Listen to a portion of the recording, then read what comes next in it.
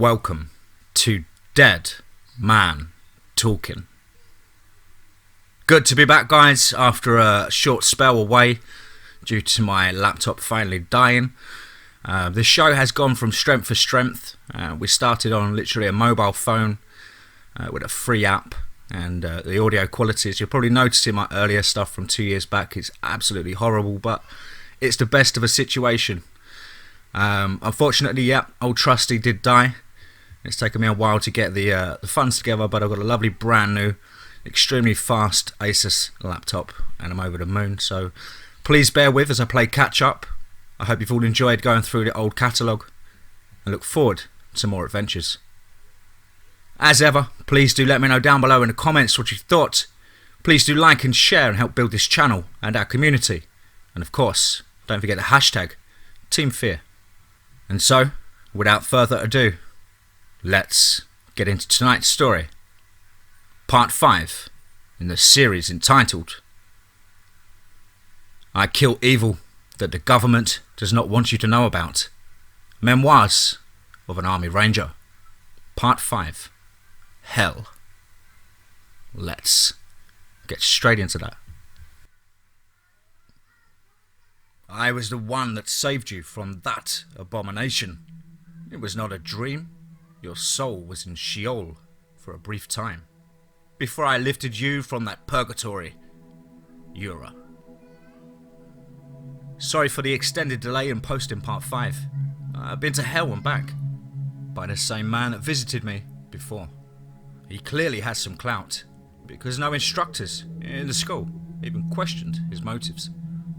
I can't explain how difficult it is to walk into a building full of 1,200 US military captains and majors and just walk out the front door with one of them. He must work within the government and must have some serious connections.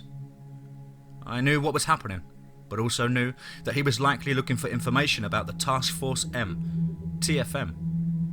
I knew that I would be admitting guilt if I fought him, and so I went along. The experience was not a fun one.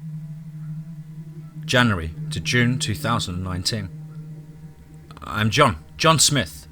I just have a few questions for you, the man said with a devilish grin as he led me out of the classroom. Okay, I'm an open book. What would you like to know about, sir? I said, ensuring my voice didn't waver and that I didn't show any outward evidence of my heightened awareness of danger. My sixth sense was now trickling up my neck, hair standing on end and chills cascading through my body. This guy radiated evil. He looked at me with his sleazy smile and $5,000 suit and said, all will be understood in good time. I could see the evil behind his eyes. This man was a predator, a wolf in sheep's clothing. I knew from the moment that we made eye contact that I was either going to end up in a body bag or that I would have to convince this scum that I was on his side. I waved at the security guard as we left the building. The nice thing about getting shot at for a living is that you learn how to keep your composure in dangerous situations. I wasn't about to show this man any fear or weakness. He walked me to a large black van, which was parked near the front entrance of the building. 4 guys jumped out and ushered me into the back seat. They were his security team, but they looked more like goons than soldiers. All 4 were very large men and had matching tattoos on the left side of their necks. It appeared to be a triangle or a pyramid. If you're a profession that practices violence for long enough, you learn how to size people up quickly. These guys were highly trained, likely former special forces, and clearly not American, based on their accents. The driver started the van and we began moving towards the main gate or post. My captors pretended to be friendly, making small talk and avoiding my questions. As soon as we were off post, they changed. The large bald-headed bastard next to me elbowed me in the face. The others put zip ties on my wrists and ankles and threw a black hood over my head. One of them struck me with something in the neck and I passed out instantly. I woke up in a pitch-black 6x6 room. No toilet, no bed, no freedom. I couldn't even see my hand inches from my face. Well, fuck, I said aloud. I began to feel along the wall and floor for any possible escape. Nothing. The walls felt somewhat like glass, but the texture seemed to move and ripple with the motion of my hands. It was like moving your hand along the top of water. but the wall behind was much too firm for that. It didn't budge when I shouldered it, and I was unable to find a door anywhere along the wall. I decided to lay on the floor and think through my situation. I began to think of my wife and mum, but pushed them out of my mind immediately. Sir C. Survive, evade, resist, escape. Taught me to concentrate on the movement and not allow my beautiful memories to break me. Those memories can be utilised to stay alive, but you should not dwell on them, or they will likely do the opposite. The sooner you accept that you're dead, the better off you will be. That acceptance makes it easier to fight. I began to think through the situation in my mind, deciding how to present myself to my captors. I knew this was likely about Task Force M, and knew that my captors were not fans. Do I carry myself in my usual manner, confident, strong-willed, and dangerous? The advantage to this is, if they know anything about me, which they likely do, they'll be confident that I'm not hiding my true self. Or do I pretend to be a pushover and passive, making them feel superior and making them doubt my capability to serve on TFM? I decided to blend the two, displaying my true personality, but dumbing down my knowledge and intelligence. LTC Williams once said to me, "A blunt object is much less dangerous than a well-informed warrior." So, I became the blunt object. You need to understand that I was being drugged for the rest of my time in this compound. I believe they were using 3 drugs. The first was a sort of truth serum, which didn't seem to affect me. The second was meant to break me by causing incredible pain. The third was some sort of a hallucinogenic, which caused visual and auditory hallucinations. I believe I was able to sort through what was real and what wasn't, based on my ability to feel physical touch. But I have no way to support my claims, and no way to know if the drugs affected me more than I realise. Maybe you can help me sort through the past 5 months. Suddenly, I heard a loud bang and a whooshing sound. It didn't sound mechanical, more like magnets moving something, as if the walls being moved were not physically touched in the process. Bright red lights flashed on. I was standing in the middle of a giant room, half a mile long, 150 feet high. I had not left my prison cell, but I was somehow no longer standing in it. There was no evidence of where the walls and ceiling had gone. Cubes, like the one I was being held in, were littered throughout the room. They seemed to contain absolute darkness. The red lighting seemed to crawl around them, blotted out by the black within. It was clear that, if there were occupants in them, they could neither hear nor see me. The red lights flooded the entire room, making it appear to be soaked in blood. A foul stench was in the air, like blood, shit, and vinegar mixed together. It was almost enough for me to immediately crack. I felt like I was somewhere that no human is meant to see. I slowly turned in a circle, scanning the room, and realising that I was surrounded by at least 24 guards.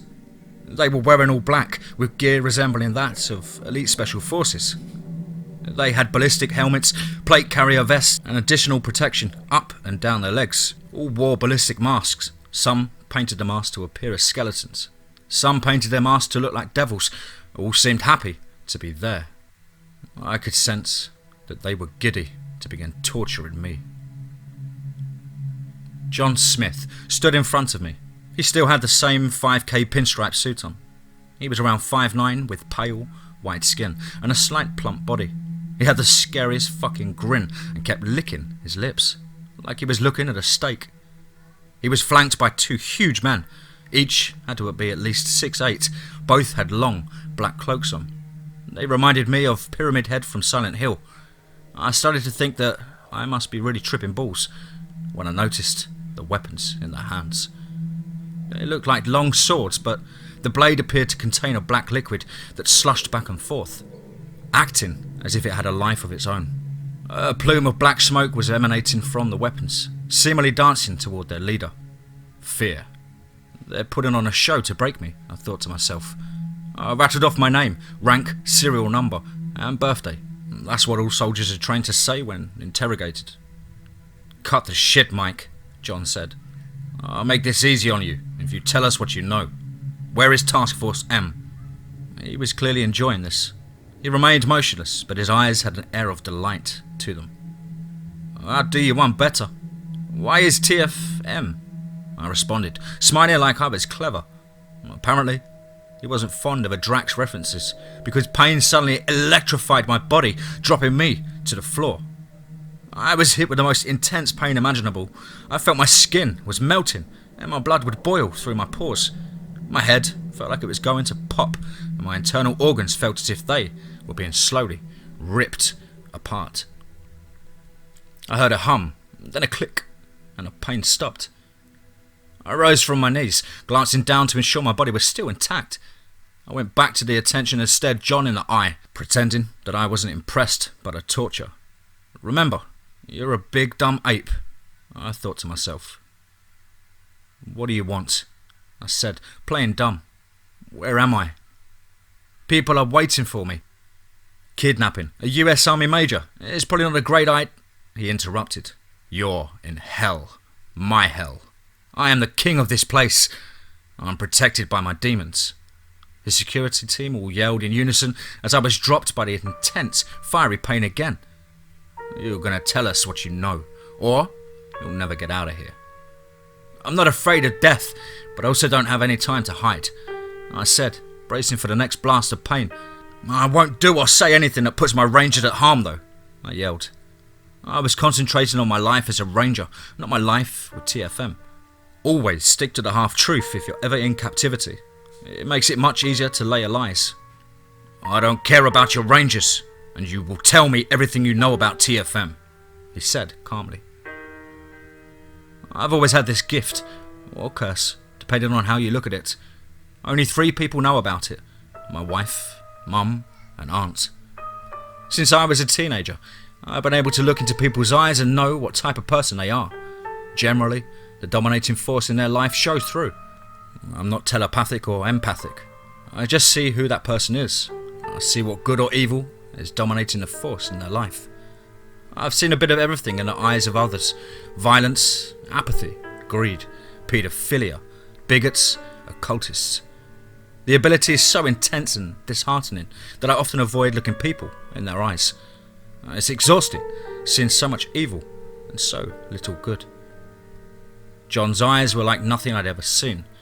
They didn't look human. The physical eyes were those of a normal human, but what lay behind the eyes was demonic. I was looking at the ultimate predator, one that did not see people as anything more than ants, a creature that has no capacity to do good. I was falling to my knees in despair on the inside. The dread, fear, and evil he emanated was much worse than that of the giants. This being could break humans by simply standing in their presence. I decided that if I was going to die, I might as well put up a fight. I rushed the guard nearest to me, narrowly avoiding the ASP that he swung at my head. I grasped his wrist and torqued it to the left, slamming him to the ground. I got in a few punches to his throat, which was the only place without body armour, prior to being dropped with a boiling sensation again. I noticed that the guard had a patch on his right arm. The red lighting made it difficult to see clearly, but it appeared to be the all-seeing eye. The pyramid was surrounded by the letters O-N-W. "Bring back his cage," John said. "Let him marinate for days." To my astonishment, my cage seemed to come directly out of the ground. Nothing appeared to be moving, the walls or ceiling. They simply floated into position and formed around me. The walls looked clear, except for the liquid pulsating inside. The liquid looked like black ink, bouncing rhythmically, like a heartbeat. The walls and ceiling slammed shut around me, trapping me in eternal darkness again. I tried to yell and pound the walls, but it sounded like I was underwater. No one was going to hear me, and the walls felt harder than steel. Then, they started the fucking noises. I think the noises rotated every 12 hours, but I'm not sure, since there was no way to gauge them. At first, they played a high-pitched, shrieking sound, like nails on a chalkboard. It seemed to go on endlessly. It was so intense that my eardrums felt as if they would explode. Next, with the sound of babies crying in agony, It sounded as if they were being tortured, mixed in with the cries of neglect. The final sound that was rotated in was that of puppies being tortured. I'm not going to lie, that one fucked me up. I lay on the ground and tried to put my fingers in my ears, but the sounds were too deafening. So, I tried to create a pattern of the noise in my mind. Instead of hearing puppies crying, I tried to come up with rhythms and think of the syllables in the sounds. That seemed to give me a microscopic bit of peace.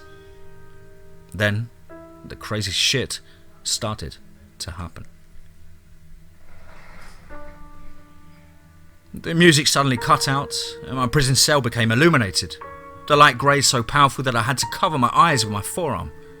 A massive figure was suddenly standing before me. It was as if the ceiling to my cell was suddenly pushed higher to accommodate this giant, humanoid figure. I stood up, my head barely eclipsing this thing's torso. He must have been about 10-12 feet tall, wearing a white robe with a silver breastplate and silver armour along his shins and arms. His armour was adorned with gold symbols that seemed to pulsate with each breath.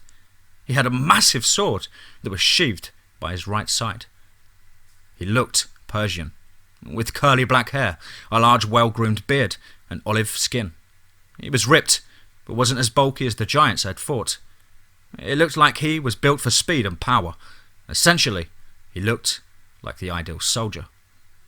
Light seemed to radiate from his body, which was especially bright above his head. White wings were furled behind his back, and he shook them gently, as a bird does after flight. Still, in fight mode, I looked into his bright blue eyes as I gained the courage to say, "It isn't going to be pretty, but I'll make you work for my death." Clearly a lie. The being chuckled a bit, and his booming voice said, "You have no fight from me, Ranger. In fact, we fought side by side in many battles." I looked at him with a puzzled expression. "Do you not remember me?" he said. "I was the one that saved you from that abomination. It was not a dream. Your soul was in Sheol for a brief time, before I lifted you from that purgatory." The dream I had, after killing my first giant, rushed back to me. I tried to crack a small smile and said, "Thanks for that." The giant seemed a bit pissed at me. He boomed the loudest, most affectionate laugh that I'd ever heard, and said, "My name is Yura, and I've been with you since you were born. I protected you while you grew and fought by your side, even when you couldn't see me. Your fight is not over in this world or the next, as long as you hold firm to your faith." I began to ask what he meant by this world or the next, but he stopped me. He took a knee, resting his hand on my shoulder.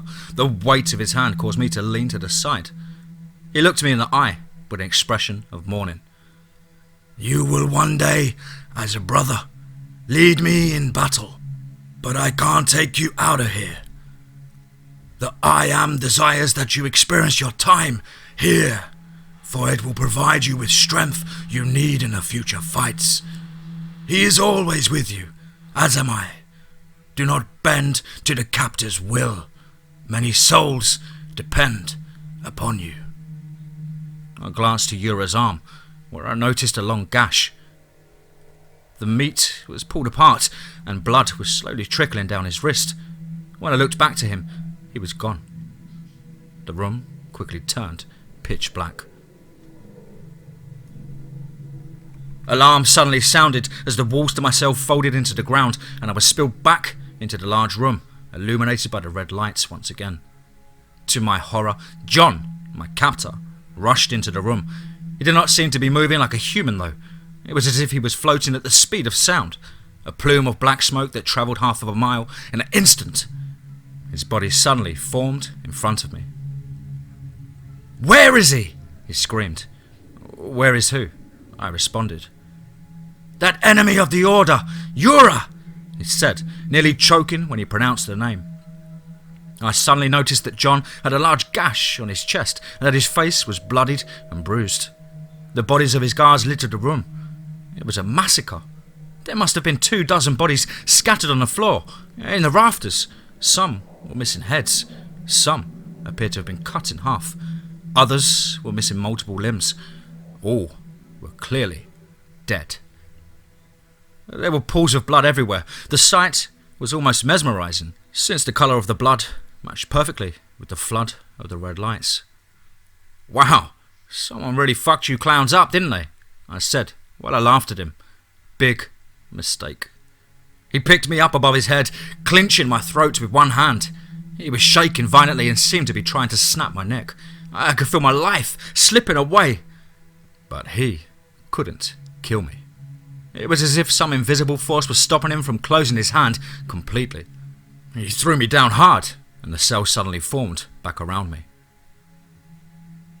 Over the next few months, I gathered as much intel as I could while being tortured. The guards kept referring to something called the Order. I heard accents from every part of the world. I was starved and drugged repeatedly. They'd sit me in a chair every couple of hours, inject me with a drug, and then proceed to torture me. The drug somehow enabled them to hijack my mind and make me feel death over and over again. I couldn't feel their actions with my physical body, but my nerves responded to what my brain was registering, so the pain felt real. Just different than a physical touch. In the simulator, they'd chop me up piece by piece, only for my body to reform again. They'd make me feel as if I was dropped in the ocean, taunted, and then eaten by great white sharks. They'd light me on fire, and I'd have to feel my body melt, and would hallucinate my skin and muscle falling from the bone. They'd take me to the top of a building, thousands of feet tall, and push me off the side. It'd take minutes for me to hit the ground, and I secretly preferred this one. Those minutes were the most peace I got in this place. They made me relive my worst nightmare. In 2009, I was escorting a general through Kabul one summer, when a vehicle-borne improvised explosive device narrowly missed my vehicle. The Al-Qaeda fighter managed to miss my convoy and blow up 80 Afghan civilians. I had to pull security while Afghans shoveled limbs, torsos, and hamburger meats off the road. I can't think of a worse thing to see, and those bastards made me relive it every day. The worst by far was when they'd simulate the giants that I killed. They'd taunt me and break my body slowly, and then I'd have to watch them eat my body before I would awaken. And it'd start over again. I don't know why they let me go. They seemed to be on a timeline, and I heard the goons saying that there's no way I knew everything. He didn't break. No one could have withstood that. John ordered his men to strap me in a chair and told them, "Wipe away his memory and implant a chip. He knows anything. He'll lead us to them." Only one guard remained. He started to turn the machine on, then leaned forward, inches from my face. He pulled his balaclava up slightly, revealing what looked like an ash cross underneath. The kind Catholics put on for Lent. Whispering, he said, "I'm sorry, but you must remember everything. I trust you entirely." He then injected me with something and turned on the machine. I awoke in front of my home, in uniform, and 40 pounds lighter. Apparently, they told my wife and instructors that I'd been pulled for a special mission. My wife immediately knew something was wrong though. She embraced me tightly for what felt like hours, and told me, "If you're ever ready to talk, I'll listen." I gave her an understanding look, which told her to never ask about what happened. That night, I awoke to LTC William standing at the foot of my bed. He said, "Well done, Ranger. I'm so proud of you. I've got a mission for you to relay to TFM and the warriors of the world. We're going to be fighting side by side soon." He put his hand on my forehead. I could suddenly see armies converging towards somewhere in the Middle East. It looked like the entire world was getting ready to fight over one small piece of land. LTC Williams pointed up, and that's when I saw armies fighting above. On one side, there were hundreds of thousands of angels with swords and shields or bows and arrows. All were glowing as brightly as Ura. It appeared as if humans were mixed with their ranks. Most appeared to be in the lead of elements of angels. They too were armed with golden swords or bows. They all marched in step, yelling something in a language I did not understand. The rhythm and the language was the most beautiful thing I'd ever heard. I heard a horn on the side of the battlefield, and I saw a force of millions marching towards the angelic warriors. The enemy seemed to be led by angels. These angels looked much, much different though. They had black wings and their armour was all black, green swords unsheathed. They were leading giants, grotesque beasts, and humans. They sounded a horn that elicited a great fear in me. They shouted obscenities that no human could imagine. The ground began to shake under my feet. The sky turned to darkness, and the moon turned red. LTC Williams touched my head again, and I was back in my bed. He said, "Get them all ready. The fight is coming soon. All must choose a side. The true warriors of God will not end their fight in your world." He smiled and suddenly disappeared. My wife, laying beside me in the bed, said, "That was LTC Williams. But he's dead, isn't he?" I replied, "Yes. I held him during his final breaths and watched his body burn. I guess it's time that I tell you what I've been truly doing for the past 12 years. We're going to have to warn the world and pray that the true warriors come forward. It appears that his world and ours will both be at war soon."